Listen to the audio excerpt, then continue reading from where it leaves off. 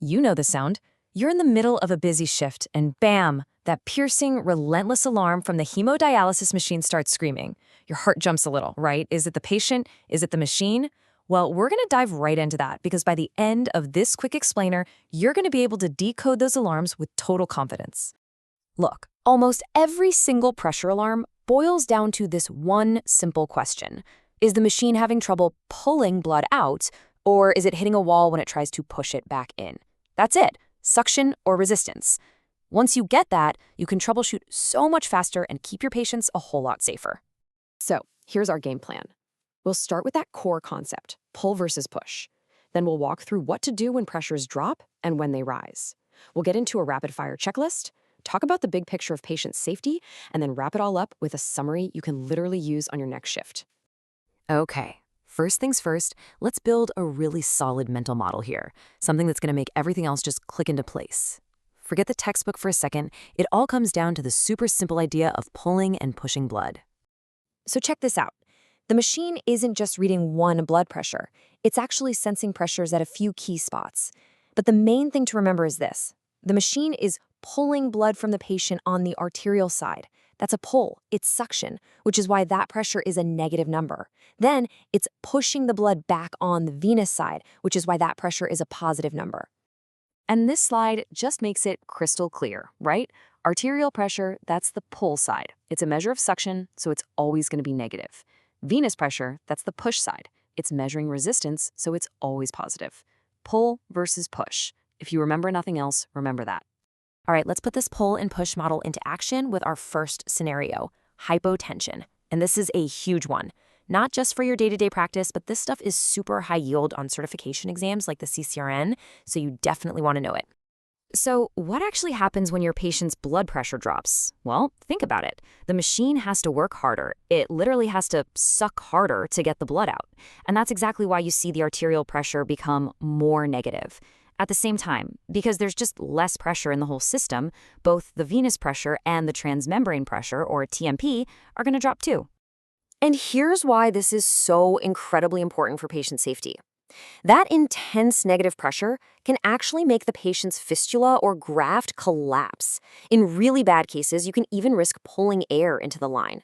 But just as bad, that sluggish flow means your patient isn't getting adequate dialysis. And worse, it can cause the entire circuit to clot up, which just ends the treatment right there.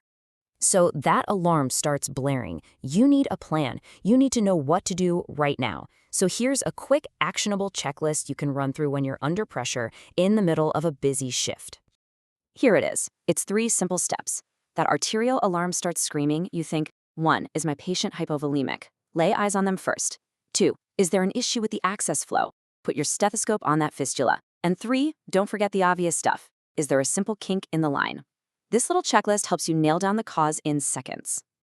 Okay, so we've tackled what to do when pressure drops. Now let's totally flip the script and look at the opposite problem. What do you do when your patient's blood pressure is high during treatment? With high blood pressure, the machine's job is actually easier on the pull side, so you'll see the arterial pressure become less negative.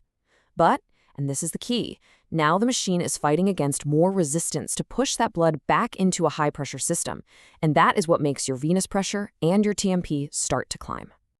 The big clinical issue here, it's all about fluid removal.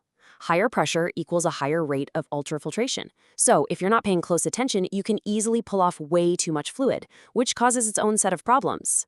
And of course, all that resistance from pushing the blood back can set off those high venous pressure alarms. Let's just zoom out for a second here. Because silencing an alarm is one thing, but really understanding what these pressures mean, that's about making sure your patient is safe and that they're getting the high-quality dialysis they absolutely need. And that brings us to a really crucial idea, transmembrane pressure, or TMP.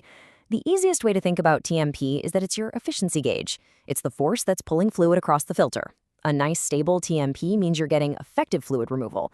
But if that TMP is low, it means you've got poor filtration, and your patient is not getting the quality treatment they showed up for. And here is a next-level insight that a lot of people miss. Severe hypotension doesn't just make an alarm go off. It tanks your blood flow rate. And what does that mean? It means less clearance of all those toxins, so you end up with ineffective dialysis, even if the machine looks like it's running just fine. This is a huge patient safety issue. So, if you're going to remember just one thing from all this, let it be this little memory trick. The pull side, your arterial pressure, is super sensitive to low blood pressure. The push side, your venous pressure, is super sensitive to high blood pressure. That right there will help you get your bearings in a split second. Okay, we've gone through a lot. Let's boil it all down to the absolute must-know essentials you need to take with you to your very next shift. So here it is, the whole thing in a nutshell. If you see hypotension, you have a suction problem. So you're thinking low volume, poor access flow, or a kinked line. If you see hypertension, you have a resistance problem. So you're thinking high volume or an issue on the return side. And always remember, your TMP is your efficiency marker. It tells you how well you're actually cleaning that blood. And that really brings us to the final thought I want to leave you with. The next time one of those alarms goes off, what's your first move going to be? Are you going to stare at the numbers on the screen, or are you going to look at your patient? Because at the end of the day, those pressures are just telling you a story about what's happening inside their body.